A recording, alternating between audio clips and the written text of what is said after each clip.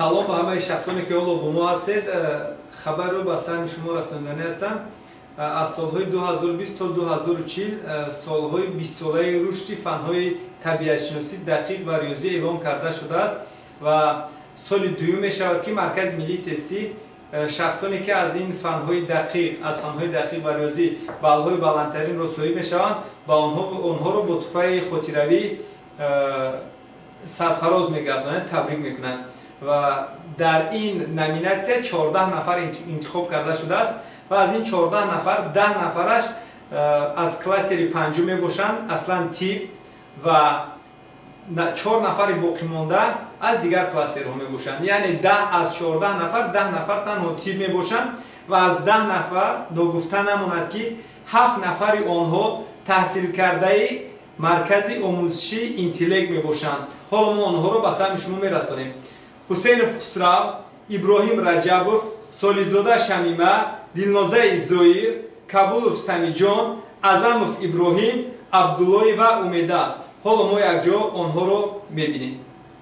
соли дуюм аст ки маркази миллии тестӣ тибқи нақшаи чорабиниҳо барои солҳои 2020-2025 оид ба амалигардонии 20-солаи омӯзиш ва рушди фанҳои табиатшиносӣ, дақиқ ва риёзӣ дар соҳаи илму маориф эълон намудани солҳои 2020-2040 ки бо қарори ҳукумати ҷумҳурии тоҷикистон аз 3 июли соли 2020 тасдиқ гардидааст. дормаҳои ки аз рӯи дастовардҳо собит шуданашон ба шумори имконпазири ҳадди аксари холҳо аз фанҳои табиатшиносӣ, дақиқ ва риёзӣ дар доираи гурӯҳи ихтисосҳо аз ҷумлаи қадрдонӣ мекунад. زنگ تو میزنم میگم برآمدم علیکم و غالبان نامیناسیای 20 ساله آموزش و رشد فن‌های طبیعت‌شناسی، دقیق و ریاضی در ساحه علم و معارف و ثمنا دیرکتور مرکز ملی تستی اکرامی خورشید، نماینده اتحاد اروپا جناب نارمن امرسون، همزمان نماینده وزارت معارف و علم جمهوری تاجیکستان حسنزاده نادره، نماینده شرکت سیاما و نماینده شرکت حسیل دعوت کرده میشن. یک قرصک به افتخارشون بزنیم. یعقوب давлатов غالب номинатсияи 20-солаи омӯзиш ва рушди фанҳои табиатшиносӣ, дақиқ ва риёзӣ дар соҳаи илму маориф ба саҳна даъват карда мешавад. марҳамат. یعقوب давлатов хатмкардаи литсеи хусусии эҳсони ноҳияи синои шаҳри душанбе буда, айни замон дар ихтисоси математикаи амалӣ ва информатикаи филиали донишгоҳи давлатии Москва ба номи Ломоносов дар шаҳри Душанбе таҳсил карда истодааст. муборак бошад.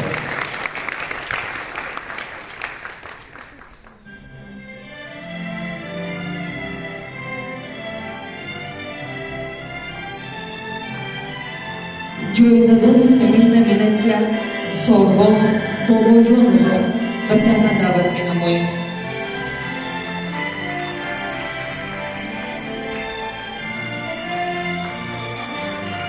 Сорбон Шамсидин аз қарбари литсеи инноватсионии Душанбеи ноҳияи Фирдавсӣ буда, айни замон донишҷӯи донишгоҳи техникии Тоҷикистон ба номи академик Осимӣ аз рӯи ихтисоси сохтмон мебошад. як қарсак ба эфтихорашон мезанем. муборак бошад.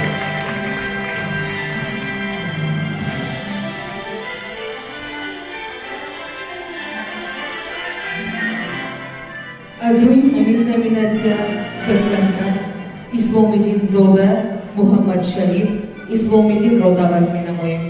марҳамат.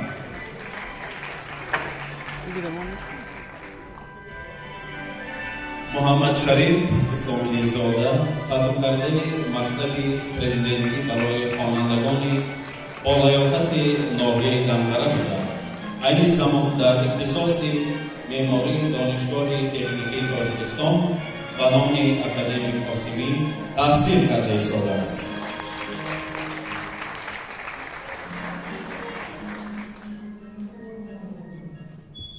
از روی همین نامیناسیا به صحنه زینالدینов سینا خورشیدویچ را دعوت می‌نماییم.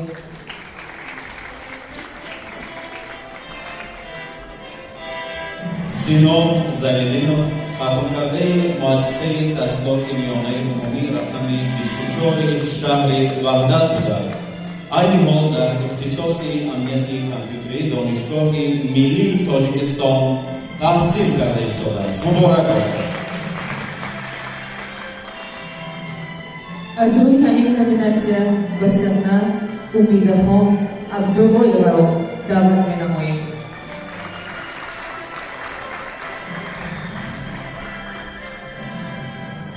عبداللهی‌وا امیدخان دستپرور مؤسسه تحصیلات میانه عمومی رقم 66 ناحیه سینای شهر دوشنبه بودند.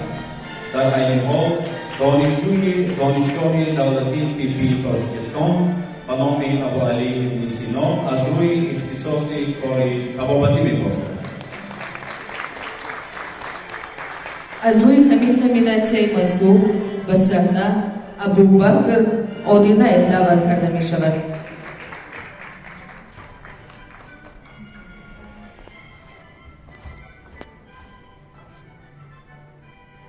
ابوبکر آدینایف خاتم‌کرده مؤسسه تحصیلات میانه عمومی رقم 18 ناحیه فرخار بودند. عین حال در اختصاص استوماتولوژ دانشگاه دولتی طبی تاجیکستان به نام ابوعلی ابن سینا تحصیل کرده ایستاده است. مبارک باشد. جایزه‌دار همین نامیناسیا حاتمجان عبدالرشید را به صحنه دعوت می‌نماییم.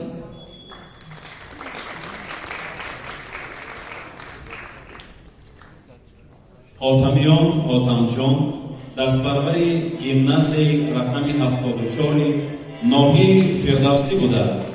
در عین حال دانشجوی دانشگاه دولتی طبی تاجیکستان به نام ابوعلی ابن سینا از روی اختصاص کار طبابتی میباشد. مبارک باشد. از روی همین نامیناسیا به صحنه خسرو حسینov را دعوت می‌نماییم. هر سر بلندتر باید باشم. هر سر میزنیم حاضرین گرامی. واقعا جوانان سعادتمند امروز کوشش به خرج میدهند که نامبردار باشند، نامبردار دانشگاه و دانشکده باشند و امروز برای نسل جوان نمونه برجسته عبرت هستند با کار و پیکار و دانش و تلاش. مبارک باشد. از روی همین نامیناسیا به صحنه نظیره بابا کریمova را دعوت می‌نماییم.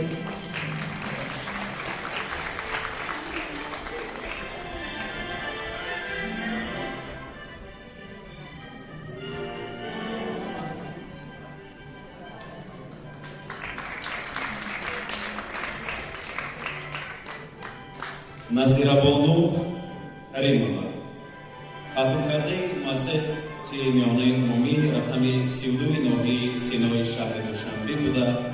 عین حال در اختصاص کار طبابتی دانشگاه دولتی طبی تاجیکستان به نام ابوعلی ابن سینا تحصیل کرده ایستاده است. از روی همین نامیناسیا به صحنه ابراهیم رجبov دعوت کرده می شود.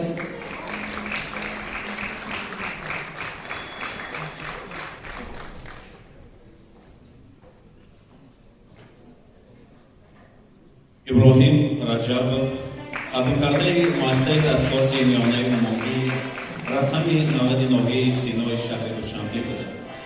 عین حال در اختصاص کار طبابتی دانشگاه دولتی طبی تاجیکستان به نام ابوعلی ابن سینا تحصیل کرده ایستاده است. از روی همین نامیناسیا به صحنه شمیمه صالح‌زاده دعوت کرده می شود. مرحبا. شمیمه صالح‌زاده خاتم‌کرده مؤسسه تحصیلات میانه عمومی رقم 98 ناحیه سینای شهر دوشنبه بوده. عین حال در اختصاص کار طبابتی دانشگاه دولتی طبی تاجیکستان به نام ابوعلی ابن سینا تحصیل کرده ایستاده است. از روی همین نامیناسیا به صحنه دلنازه زاید دعوت کرده می شود. دلنازه زاید خاتم‌کرده خاتمکرده مؤسسه میانه عمومی رقم 12 ناحیه اسماعیل سامانی شهر دوشنبه بوده. عین حال در اختصاص کار طبابتی دانشگاه دولتی طبی تاجیکستان به نام ابوعلی سینا تحصیل کرده است. مبارک باشد. از روی همین نامیناسیا به صحنه کابور سمیجون دعوت کرده می شود. سمیر جان قبول ختم کرده مؤسسه تحصیلات میانه عمومی رقم 1 شهر حصار است و حتما تحفه و جایزه ها سپرده می شود. ممنون. از روی همین نامیناسیا به صحنه ازاموف ابراهیم دعوت کرده می شود. ممنون. ازاموف ابراهیم ختم کرده مؤسسه تحصیلات میانه عمومی رقم 1 شهر حصار بوده. عین حال در اختصاص کار طبابتی دانشگاه دولتی طبی تاجیکستان و نام ابوعلی سینا تحصیل کرده است.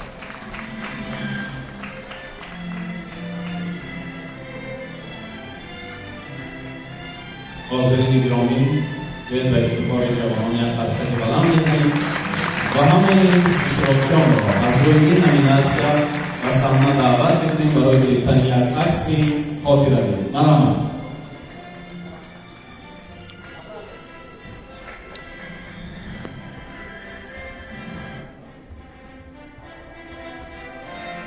مبارک باشد. جوانان واقعا در این لحظه های خوب و خاطرمان زندگی برایشان افتخار بسا بزرگ است که سزاوار جایزه و سپاسنامه ها می‌گردند و این همه زحمت و تلاش آنهاست.